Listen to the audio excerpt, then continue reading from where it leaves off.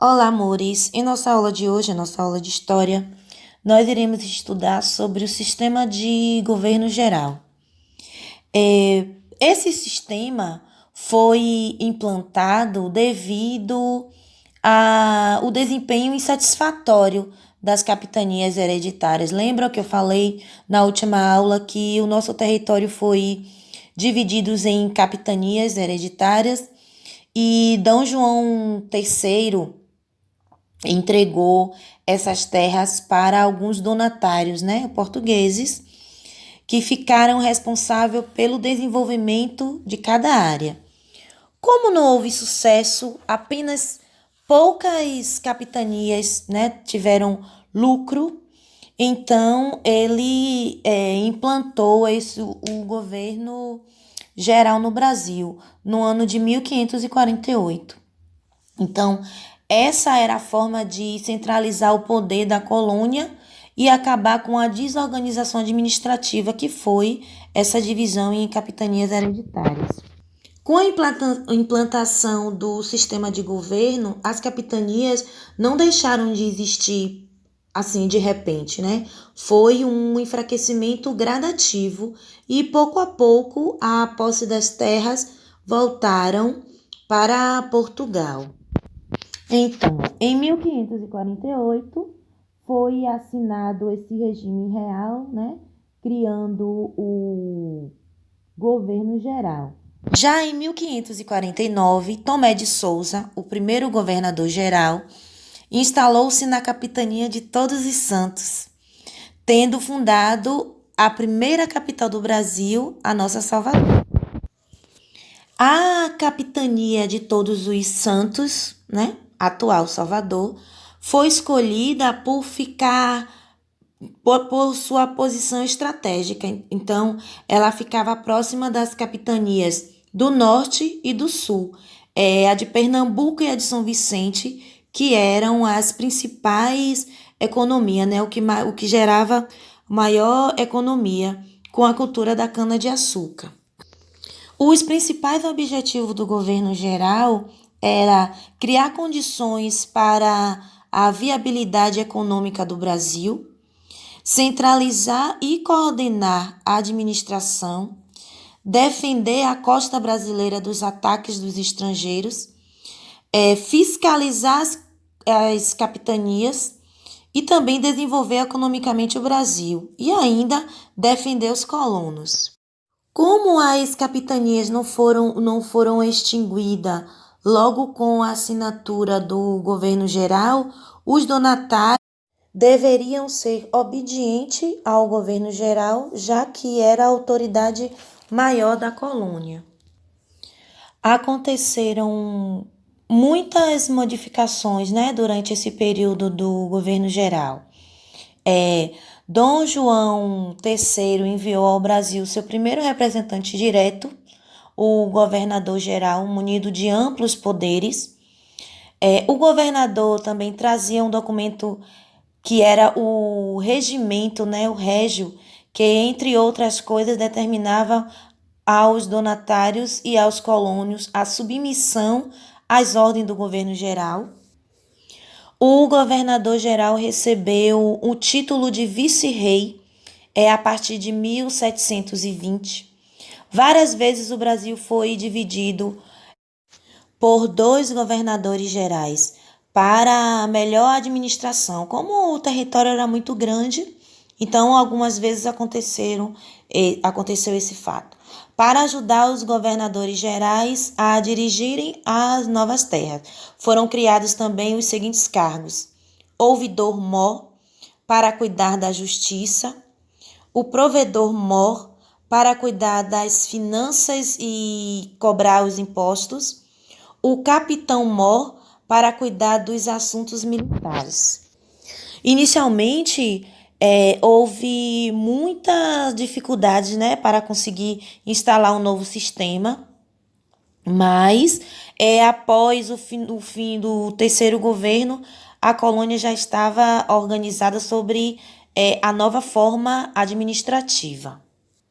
Vamos falar um pouco agora sobre cada governador geral. Vou citar os três principais, né? Então vamos lá. O primeiro governador geral foi Tomé de Souza. Então, chegou à Baía de Todos os Santos em 1549, inclusive é a data de fundação da nossa cidade de Salvador, trazendo povoadores, né, soldados, famílias de colonos, 6 jesuítas, chefiados pelo padre Manuel da Nóbrega. Então, os jesuítas chegaram aqui com a missão de converter os indígenas à religião católica. Então, foram recebidos pelos indígenas e por Diogo Álvares Correia, né, o Caramuru. Diogo Álvares Correia era um náufrago português que vivia aqui no litoral baiano desde 1510. Então, os principais feitos da administração de Tomé de Souza foi: fundou a cidade de Salvador, na Bahia, a primeira capital do Brasil, pacificou os indígenas da região com a ajuda de Diogo Álvares, né, o náufrago português que recebeu dos indígenas o nome de Caramuru. Trouxe os primeiros jesuítas, chefiados pelo padre Manuel da Nóbrega. Nesse período foi criado o primeiro colégio de jesuítas, aqui em Salvador, com órfãos trazidos de Portugal. Desenvolveu a plantação de cana-de-açúcar e mandou construir engenhos.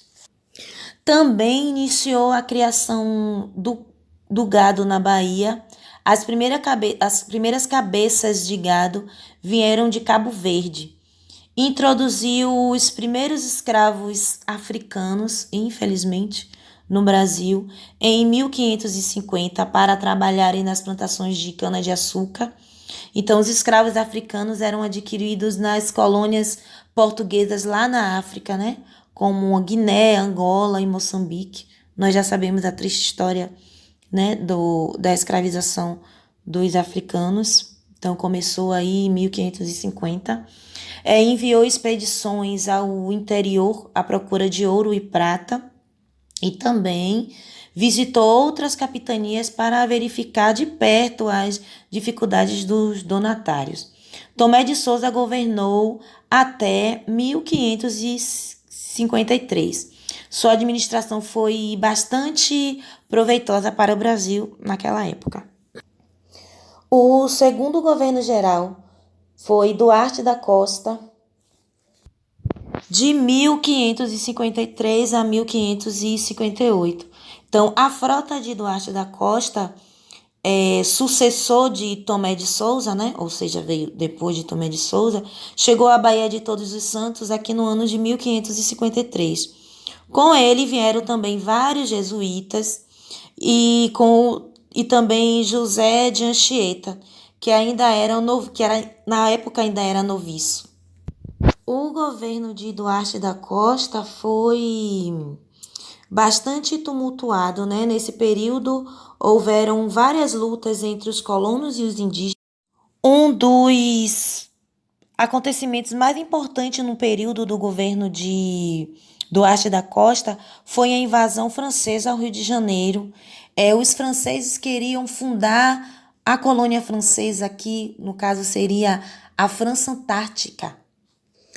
A única realização importante do governo de Duarte da Costa foi a fundação do Colégio de São Paulo, no Planalto de Piratininga, em 25 de janeiro de 1554, pelos padres jesuítas Manuel da Nóbrega e José de Anchieta.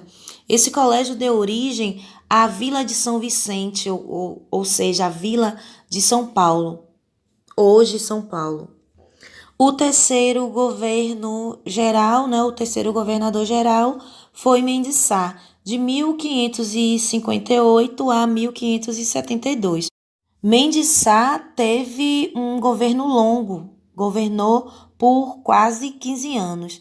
Então, logo ao chegar, estabeleceu a ordem entre os colonos e colaborou com os jesuítas na catequese dos indígenas.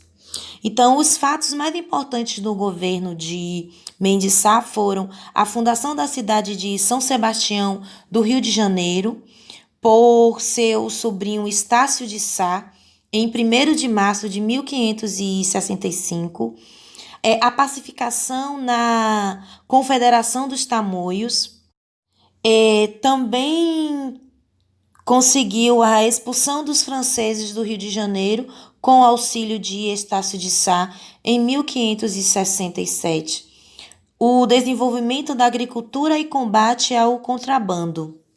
Foi nesse governo que ocorreu o extermínio de dezenas de tribos indígenas litorâneas, ou seja, os indígenas que viviam no litoral foram dizimados durante o governo de Mendes Sá.